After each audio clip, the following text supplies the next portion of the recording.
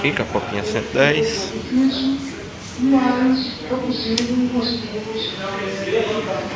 Dá de pegar. E quando pega,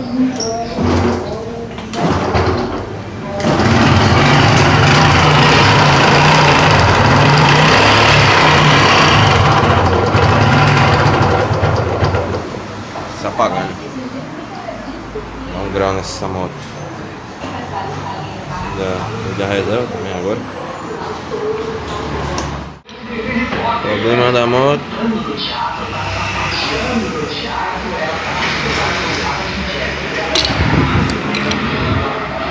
Rolamento do comando estourado.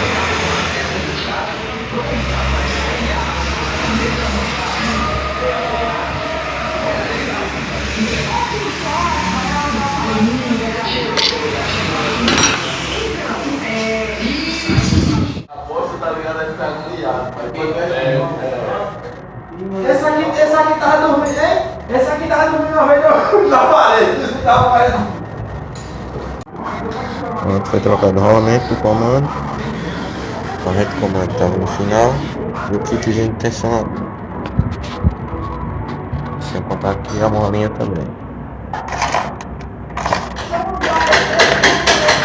Ela estava com a molinha aqui no acionador. Não sei onde ela estava.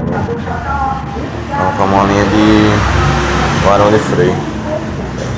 Pior coisa que tem a fazer nessa moto aqui tá clonando. E é isso. Bom, tá aí, motinha finalizada. Como é que tá o barulho?